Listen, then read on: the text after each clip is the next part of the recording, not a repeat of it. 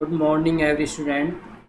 प्यारे बच्चों, आज हम history lesson number 2 class first year art केवल उन्हीं बच्चों के लिए है जिन बच्चों ने हिस्ट्री सब्जेक्ट को चुना। अभी चैप्टर नंबर 1 हम अच्छे से पढ़ चुके हैं, उसका वर्क भी कर चुके हैं। चैप्टर नंबर 2 महत्वपूर्ण है। लेखन कला और शहरी जीवन के बारे में हम अध्ययन करेंगे, महत्वपूर्ण बिंदुओं पर चर्चा करेंगे। चैप्टर में हम मेसोपोटामिया यह शब्द यूनानी भाषा के दो शब्दों से मिलकर बना है बच्चों। मैसोस यानी मध्य, पोटोमोस यानी नदी से मिलकर बना है। मेसोपोटामिया दजला व फरात नदियों के बीच की उपजाऊ धरती की ओर इंगित करता है। महत्वपूर्ण जो पॉइंट है बच्चों, दूसरा है इसी में, यह क्षेत्र आजकल इराक गणराज्य का हिस्सा है। अर्थात जो मेसोपोटामिया है वर्तमान का इराक है। मेसोपोटामिया की ऐतिहासिक जानकारी के प्रमुख स्रोत बच्चों हमें इसकी इमारतें, मूर्तियां, कब्रें, आभूषण, औजार, मुद्राएं, मिट्टी की पट्टिकाएं तथा लिखित दस्तावेजों के माध्यम से प्राप्त होती है। इसके शहरी गृह दक्षिण भाग को सुमेर और अक्कद कहा जाता था। बाद में इस भाग को बच्चों बेबीलोनिया कहा जाने लगा। तो इम्पोर्टेंट चैप्टर है कि जो जो महत्वपूर्ण पॉइंट हैं वो आपको बीच बीच में बताए जाएंगे। चैप्टर 1-2 स्टार्ट करेंगे। पाषाणिक काल में भौतिक जीवन में आए परिवर्तनों ने शहरीकरण एवं लेखन कला के विकास का मार्ग प्रशस्त कर दिया। शहरीकरण क्या होता है बच्चों? पहले आपने देखा होगा शहरों का निर्माण कैसे होता है, आप जानते भी हैं कि प्रारंभ में लोग किसी भी स्थान पर जाकर धीरे धीरे बसना प्रारंभ कर देते हैं और वह धीरे धीरे एक बस्ती का रूप ले लेता है, यानी कि वह ग्रामीण परिवेश में पहले आता है। फिर उसके बाद वहाँ पर जैसे जैसे आधुनिक की ओर वह जाने लगता है, अर्थात जो मूलभूत आवश्यकताएं हमें गाँव से हटकर शहरों में मिलती हैं, जो हमारी जरूरी आवश्यकता, जैसे विद्यालय है, चिकित्सालय है, अर्थात रोजगार के अवसर या एक भीड़ भाड़ हमें देखने को मिलती है शहरों में। शहरीकरण एवं लेखन कला के विकास का मार्ग प्रशस्त कर दिया। शहरी जीवन का आरंभ मेसोपोटामिया में हुआ। जैसा कि हमने बताया था कि मेसोपोटामिया क्या है। फरात एवं दजला नदियों के मध्य वह स्थित प्रदेश वर्तमान के इराक गणराज्य का हिस्सा है। वह क्षेत्र मेसोपोटामिया कहलाता था। मेसोपोटामिया की सभ्यता अपनी संपन्नता, शहरी जीवन, विशाल एवं समृद्ध साहित्य, गणित और खगोल विद्या हेतु प्रसिद्ध है। आज भी वर्तमान में बात करें बच्चों, ईरान और इराक तेल उत्पादक राज्य है। मेसोपोटामिया की लेखन प्रणाली एवं उसका साहित्य पूर्व मध्य सागरीय प्रदेशों एवं उत्तरी सीरिया तथा बच्चों तुर्की में 2000 ईसा पूर्व के बाद फैला था, जिसके परिणाम स्वरूप उस संपूर्ण क्षेत्र में राज्यों के मध्य यहाँ तक कि मिस्र के फराओं के साथ भी मेसोपोटामिया की भाषा और लिपि पढ़ी जाने लगी। अभिलिखित इतिहास के आरंभिक काल में इस प्रदेश को मुख्य रूप से इसके दक्षिण भाग को सुमेर एवं अक्कद कहा जाता था। जो अभिलेख प्राप्त हुए बच्चों, उनसे ऐसा ज्ञात होता है कि जो मेसोपोटामिया है, अर्थात वर्तमान जो इराक है, उसके दक्षिणी भाग को प्रारंभ में सुमेर कहा जाता था और बाद में उसको अक्कद कहा जाने लगा। 2000 ईसा पूर्व के बाद जब बेबीलोन एक महत्वपूर्ण शहर बन गया, एक वहाँ का महत्वपूर्ण शहर है मेसोपोटामिया, शहर का नाम है बेबीलोन और बाद में उसको बेबीलोनिया कहा जाने लगा। लगभग 1100 ईसा पूर्व से जब असीरियाओं ने उत्तर में अपना राज्य स्थापित कर लिया, तब उस क्षेत्र को असीरिया कहा जाने लगा। अर्थात समय समय पर बच्चों इनके नाम परिवर्तित होते रहे। इस प्रदेश की प्रथम ज्ञात भाषा सुमेरी थी और उस प्रदेश की भाषा थी सुमेरी। 2400 ईसा पूर्व के आसपास जब अक्कदी भाषा लोग यहाँ आ गए, तब अक्कदी ने सुमेरी भाषा का स्थान ले लिया। अर्थात जो प्रारंभ में मेसोपोटामिया की भाषा सुमेरी थी, वह बाद में अक्कदी भाषा के रूप में परिवर्तित हो गई, या यूं कहें कि वह वहाँ की भाषा सुमेरी न रही बल्कि अक्कदी भाषा वहाँ की बन गई। अक्कदी भाषा सिकंदर के समय 336 ईसा पूर्व से 323 ईसा पूर्व सिकंदर का आक्रमण अर्थात सिकंदर भारत में रहा, और जब तक कुछ क्षेत्रीय परिवर्तनों के साथ फलती फूलती। सिकंदर का संबंध बच्चों सुमेरिया सभ्यता से भी है। 1400 ईसा पूर्व से धीरे धीरे अरमाइक भाषा का प्रयोग होने लगा। एक और भाषा प्रारंभ में हुई, आरामाइक भाषा। यह भाषा हिब्रू से मिलती जुलती थी एवं 1000 ईसा पूर्व के बाद व्यापक रूप से बोली जाने लगी। यह आज भी इराक के कुछ भागों में बोली जाती है। क्योंकि हमारा चैप्टर बच्चों जुड़ा हुआ है हमारा लेखन से, तो इसमें भाषा का भी जिक्र होगा बार बार। यह आज भी इराक की भाषा है, अर्थात कुछ भागों में आज भी इस भाषा का प्रयोग किया जाता है। मेसोपोटामिया में पुरातत्वीय खोजों का आरंभ 1840 के दशक में हुआ। पुरातत्व विभाग होता है बच्चों एक, उसका कार्य होता है क्या, जो प्राचीन सभ्यताएं हैं उनकी खोज करना, उनकी जानकारी लेना। पुरातत्व विभाग, और जो ऐसा कार्य करते हैं बच्चों वो पुरातत्वविद कहलाते हैं। पुरातत्व विभाग और पुरातत्वविद अर्थात प्राचीन खोजें हम करते हैं। कैसे? खुदाई के माध्यम से भी प्राप्त होती है कि उस काल के लोग क्या खाते थे, क्या पीते थे, क्या पहनते थे। ना तो हम रहे ना आप रहे उस काल में। आज से कई सौ हजार वर्ष पहले की यदि हमें जानकारी लेनी है तो हमें उन जो हमारे साहित्य मिलते हैं, जो खुदाई से मिले अवशेष हैं, चाहे वो खान पीन से संबंधित हों, उन सब की जानकारी हमें पुरातत्व विभाग और ऐसा कार्य करने वाले पुरातत्वविद देते हैं। यहाँ 2 स्थलों पर उरक एवं मारों में उत्खनन कार्य कई दशकों तक चलता रहा। उत्खनन अर्थात खुदाई का कार्य, जैसे समय समय पर भी भारतवर्ष में ऐसे कार्य होते रहे हैं। जैसे सिंधु सभ्यता का हमें पता चला, सिंधु घाटी कहाँ से पनपी, हड़प्पा वर्तमान में कहाँ है, उस समय कहाँ था, उस सब की जानकारी हम चैप्टर 1 में पढ़ भी चुके हैं। इन खुदाइयों में सैकड़ों की संख्या में इमारतें, मूर्तियाँ, आभूषण, कब्रें, औजार एवं मुद्राएं प्राप्त हुई। तो बच्चों जब खुदाई होती है तो वहाँ से हमें उस काल की बहुत सारी वस्तुएं प्राप्त होती हैं। ऐसे ही मेसोपोटामिया से भी प्राप्त हुई, जिसमें मूर्तियाँ हैं, आभूषण हैं, कब्रें हैं या औजारें हैं, तो उससे हमें उस काल की जानकारी प्राप्त होती है। यहाँ से एक लिखित दस्तावेज भी प्राप्त हुए, जैसे बाइबिल में मेसोपोटामिया के सिमार का उल्लेख किया है। सिमार से तात्पर्य है बच्चों सुमेर बनाया गया है, अर्थात उसका परिवर्तित रूप, जिसका तात्पर्य सुमेर ईंटों से बने शहर की भूमि से है। अर्थात एक ऐसा स्थान, एक ऐसा शहर जो ईंटों से बना है, उस काल में उसको सिमार या सुमेर कहा गया है। यूरोप के यात्री और विद्वान मेसोपोटामिया को एक प्रकार से अपने पूर्वजों की भूमि मानते हैं। इस क्षेत्र की खुदाई हुई तो बाइबिल के ओल्ड टेस्टामेंट, पवित्र ग्रंथ है ईसाइयों का, के अक्षरशः सत्य को सिद्ध करने का प्रयास किया गया।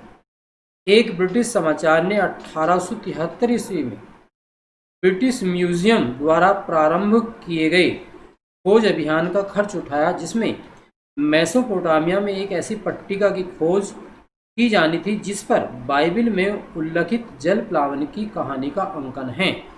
अर्थात बाइबिल में एक ऐसी घटना का उल्लेख किया गया है जिसमें यह बताया गया है कि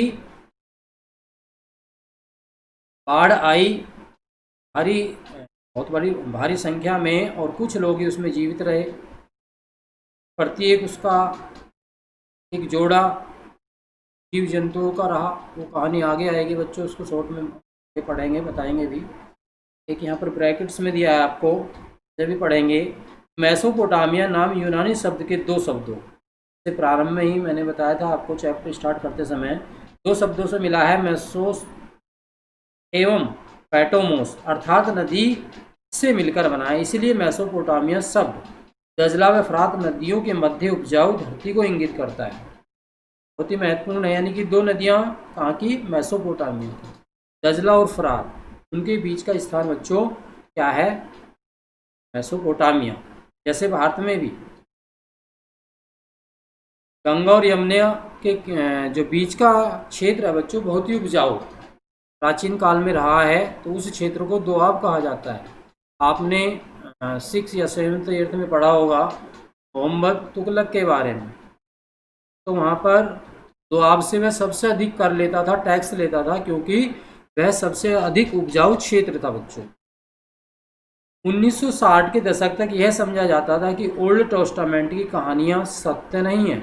धीरे धीरे पुरातात्विक तकनीक उन्नत होने से ओल्ड टेस्टामेंट की कहानियों को सच्चाई को प्रमाणित करने का कार्य गौण हो गया। जो भी एक घटना की बात कर रहे थे हम, उसके बारे में बच्चों अब हम जानेंगे कि ऐसी वो कौन सी घटना थी जो बाइबल में जिसका उल्लेख किया गया है। बाइबल के अनुसार बच्चों क्या है, जल प्लावन पृथ्वी पर संपूर्ण जीवन को नष्ट करने वाला था। अर्थात अत्यधिक वर्षा के कारण क्या हुआ कि वह पूरे पृथ्वी के जीवन को समस्त नष्ट करने वाला था, अर्थात उससे नष्ट हो जाता। परंतु ईश्वर ने जल प्लावन के पश्चात भी एक जीवन को पृथ्वी पर सुरक्षित रखने हेतु नोवा नामक मनुष्य को चुना। अर्थात एक नोवा नाम का व्यक्ति शेष बचा, और उस व्यक्ति ने क्या कार्य किया उसको जानेंगे। नोआ ने एक बेहद विशाल नाव बनाई, उसमें सभी जोड़ों जीव जंतुओं का एक एक जोड़ा रख लिया। अर्थात उसके पास एक नाव थी, उसने क्या किया बच्चों, उसने सभी जीव जंतुओं का एक एक जोड़ा उस नाव में रख लिया, अर्थात उनको बचा लिया। और जब जल प्लावन हुआ तो बाकी सब कुछ नष्ट हो गया, बस जो नाव में जोड़े थे वो ही सुरक्षित रहे। अर्थात इस कहानी से तात्पर्य है कि उस जोड़े के माध्यम से ही के बाद शेष जो लोगों का उद्भव है उस पृथ्वी पर संभव हो पाया। तो ये कहानी है हमें मेसोपोटामिया के साहित्य में मिलती है। इसके मुख्य पात्र जीव सूद इसके मुख्य पात्र माने जाते हैं। इसके बाद जानेंगे मेसोपोटामिया का भूगोल, पिक्चर के माध्यम से भी दर्शाया गया है मेसोपोटामिया की सभ्यता। विस्तार से जानेंगे मेसोपोटामिया और उसका भूगोल। मेसोपोटामिया में भौगोलिक भिन्नता थी, अर्थात जैसे भारतवर्ष में भी आप देखेंगे तो भौगोलिक विभिन्नता पाई जाती है। कहीं पर ऊंचे ऊंचे पर्वत, पहाड़, नदियाँ, रेतीले मैदान, समतल मैदान। ठीक उसी प्रकार मेसोपोटामिया में भी विभिन्न प्रकार की प्राकृतिक वनस्पतियाँ थी। पूर्वोत्तर भाग कैसा था, हरे भरे और ऊंचे मैदान, वृक्षों और झरनों से परिपूर्ण थे। और यही कारण था कि बच्चों यहाँ पर कृषि की जो दशा थी बहुत उत्तम थी, अच्छी थी। कृषि कार्य पर्याप्त मात्रा में किया जाता था, क्योंकि वर्षा भी यहाँ पर बहुत अधिक होती थी। 7000 ईसा पूर्व से 6000 ईसा पूर्व के मध्य यहाँ पर कृषि का कार्य प्रारंभ हुआ। उत्तर की बात करें तो ऊंची भूमि थी जहाँ स्टेपी घास के मैदान थे। उत्तर में क्या था, उत्तर में हम यदि देखेंगे तो घास के मैदान वहाँ पर पाए जाते थे। और यहाँ के लोगों का जीवन किस पर निर्भर करता था बच्चों, कृषि और पशुपालन पर यहाँ के लोगों का जीवन निर्भर करता था। अर्थात लोग पशु पालते थे, जैसे आज भी होता है। अब देखें तो किसानों का कार्य में बच्चों खेती के साथ साथ पशुपालन भी होता है। आगे पूर्व में दजला की सहायक नदियाँ थीं, जो ईरान के पहाड़ी क्षेत्रों में जाने के लिए परिवहन का अच्छा साधन थी। दक्षिण भाग में एक रेगिस्तान था, जहाँ सर्वप्रथम नगरों एवं लेखन प्रणाली का उदय हुआ। दक्षिण में यदि हम देखें तो क्या था, रेगिस्तान था। इन रेगिस्तानों में शहरों के भरण पोषण की क्षमता, अर्थात यहीं से शहरों का जीवन भी निर्भर करता था। बच्चों अभी ध्यान दें तो आप देखेंगे कि जो शहरी जीवन है या शहर के जो लोग हैं वो पूरी तरह से ग्रामीण लोगों पर निर्भर हैं, क्योंकि उत्पादन का कार्य जो बच्चों कौन करता है, ग्रामीण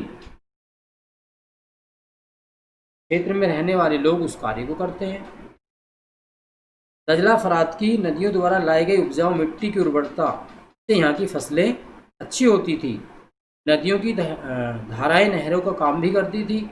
इनमें आवश्यकता के वक्त गेहूं, जौ, मटर एवं मसूर के खेतों की सिंचाई की जाती थी। तो उस वक्त के महत्वपूर्ण फसलों में गेहूं, जौ, मटर, मसूर आदि थे। दक्षिण में सर्वाधिक क्षेत्र में जो है अधिक उत्पादन होता था। नदियों से मछलियां खूब प्राप्त होती थी बच्चों।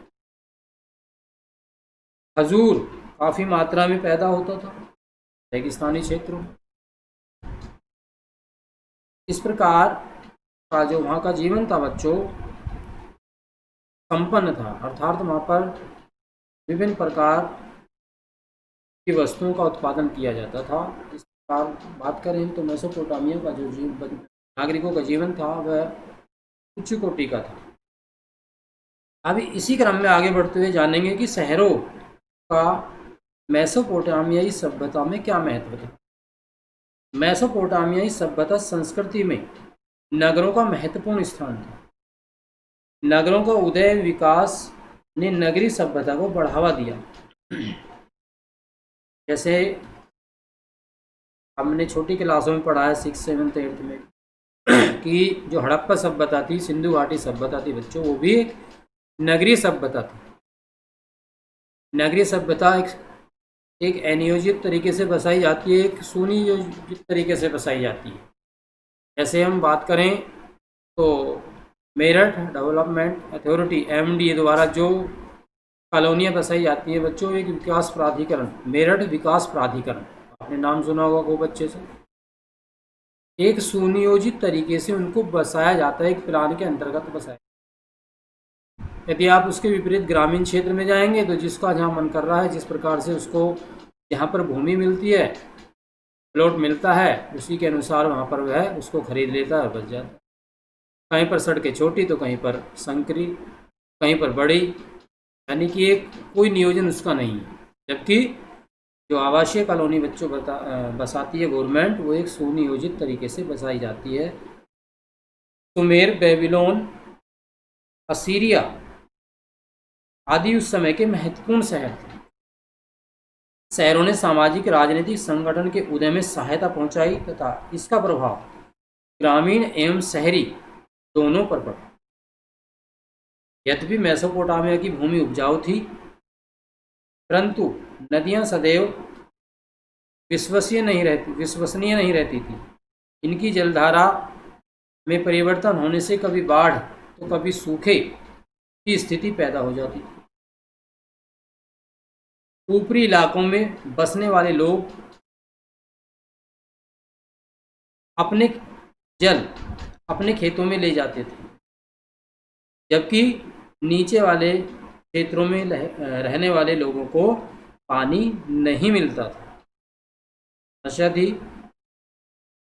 जो ऊपरी क्षेत्रों में किसान थे, अर्थात जिनके खेत ऊपरी स्थानों में थे, वह आसानी से उस जलधारा का प्रयोग कर सकते थे, लेकिन जो नीचे क्षेत्रों में रहते थे उनको उसको आसानी से वह प्राप्त नहीं होती थी। आगे है, जल का अधिकतम उपयोग करने के लिए लोगों में आपसी संघर्ष होता रहता था, अर्थात इसी कारण लोगों में आपस में क्या होता रहता था बच्चों, झगड़ा होता रहता था। और इन्हीं झगड़ों ने एक नए वर्ग को जन्म दिया बच्चों, जिसको सरदार तंत्र का नाम दिया। क्या होता था इसमें, विजयी सरदार अपने समर्थकों को लूट के माल में से भेंट उपहार देता था। आज जो लड़ाई झगड़े होते थे उसमें से जो माल वो लूट कर लाते थे वह सरदार के पास जाता था। सरदार उन पराजितों को बंदी बना लेते थे और जो उनसे माल लूटा जाता था वह अपने खेमे में बांट देता था, अपने समर्थकों में बांट देता था, कुछ अपने पास रख लेता था। इसके परिणाम स्वरूप उसका प्रभाव बढ़ता चला गया। अपना प्रभाव बनाए रखने के लिए इन मुखियाओं अथवा सरदारों ने अपने अपने समुदाय का समर्थन प्राप्त करने के लिए मंदिरों को भेंट और उपहार दिए, बाहर से धातु पत्थरों के आयात को बढ़ावा दिया। इससे सरदार का प्रभाव बढ़ने लगा, वह राजा की स्थिति प्राप्त करने में सफल हो गया। बच्चों, लगातार यहाँ पर क्या हुआ, जो सरदार था वह मंदिरों में दान देता था, उपहार देता था, मंदिर के लिए धातु पत्थरों का दान करता था, तो जिसके कारण धीरे धीरे उसकी शक्ति लगातार बढ़ती चली गई और एक तरह से वह उस समय का राजा कहलाने लगा। उसके इर्द गिर्द उसके समर्थक बस गए और ये लोग राजा की शक्ति अर्थात सैनिक बन गए। अब उसके जो चिर परिचित थे वो धीरे धीरे जो है सैनिक के रूप में प्रभावी होने लगे। अतः शहरीकरण के साथ ही राज्य और राजा का उदय हुआ। जैसे जैसे बच्चों शहरीकरण हुआ, शहर बसते चले गए, वैसे वैसे राज्य और राजा का भी उदय एवं विकास होना प्रारंभ हो गया। नगरों में जनसंख्या की बड़ी आबादी आकर बसने लगी। आपने देखा होगा शहरों में, नगरों में क्या होता है बच्चों, भीड़ भाड़ वाला इलाका होता है, आबादी अधिक होती है। यह आबादी गैर कृषि कार्यों में कार्य करने लगी। आपने देखा होगा गांव के जो लोग हैं ज़्यादातर कृषि कार्य करते हैं और शहरों के लोग जो हैं कृषि कार्यों के अलावा कार्य करते हैं। अर्थात अधिकतर लोग नौकरी करते हैं या अपना व्यवसाय करते हैं। तो यहाँ पर भी ये लोग करने लगे। कहाँ पर? मेसोपोटामिया के लोग। ये लोग नौकरी अथवा स्वयं व्यवसाय में लगे। प्रमुख व्यवसायों को जानेंगे कौन कौन से हैं। ये ग्रामीण क्षेत्रों में उत्पन्न अनाज एवं अन्य सामान के बदले अपना व्यवसाय चलाते थे, जैसे विभिन्न प्रकार के शिल्प उद्योग, व्यापार, वाणिज्य आदि। अर्थात गांव से मिलने वाला जो कच्चा माल, कच्चा सामान होता था उसको ये परिष्कृत करने लगे, अर्थात उससे नए सामान बनाने लगे। आज भी होता है, कच्चा माल हमें कहाँ से प्राप्त होता है? कल कारखानों को ग्रामीण क्षेत्र से प्राप्त होता है। शहरों में ही रहने वाले विभिन्न लोगों की सहायता भी इसके लिए अनिवार्य थी। उदाहरणार्थ धातु या पत्थर का सामान बनाने वाले शिल्पी कच्चा माल स्वयं बाहर से नहीं लाते थे, बल्कि शहर में उन्हें लाने के लिए लोगों ने अपना व्यवसाय चुनना प्रारंभ कर दिया। इस प्रकार श्रम विभाजन शहरी जीवन की मुख्य विशेषता बन गई। साथ ही शिल्पियों की कार्यकुशलता भी बढ़ती चली गई। अर्थात ऐसे कार्य जो हस्त कार्य किए जाते थे उनको भी लोग करने लगे थे। नए पैराग्राफ में पढ़ेंगे। व्यापार वाणिज्य का विकास भी शहरीकरण के कारण धीरे धीरे शहर बसे तो जो व्यापार और वाणिज्य को बढ़ावा मिला, उद्योग धंधों को बढ़ावा मिला। इस प्रकार कह सकते हैं कि व्यापार वाणिज्य शहरों के विकास के लिए आवश्यक था। मेसोपोटामिया में खाद्यान्नों की प्रचुरता तो थी, लेकिन खनिज पदार्थों और लकड़ी की कमी थी, जिस पर अनेक शिल्पियों का व्यवसाय टिका हुआ था। अतः लकड़ी, धातु, पत्थर का आयात करने के लिए व्यापार वाणिज्य को प्रश्रय दिया गया, अर्थात उसको बढ़ावा दिया गया। एक सुमेरी महाकाव्य में उरुक नगर के एक राजा एन मरकर द्वारा व्यापार के लिए किए गए प्रयासों का उल्लेख किया गया है। क्या बताया उन्होंने कि वह क्या करता था राजा? वह उरुक नगर के मंदिर को सजाने के लिए लाजवर्द एवं अन्य रत्न और चांदी बच्चों मंगवाता था। उसके पास अपना दूत अरट्टा देश के शासक के पास भेजा एवं पत्र व्यवहार भी किया। ये कहानी है बच्चों, ये छोटी सी। अरट्टा देश का शासक के पास उसने उसको भेजा। अब आगे जानेंगे उसमें क्या क्या मंगवाना चाहता था वह।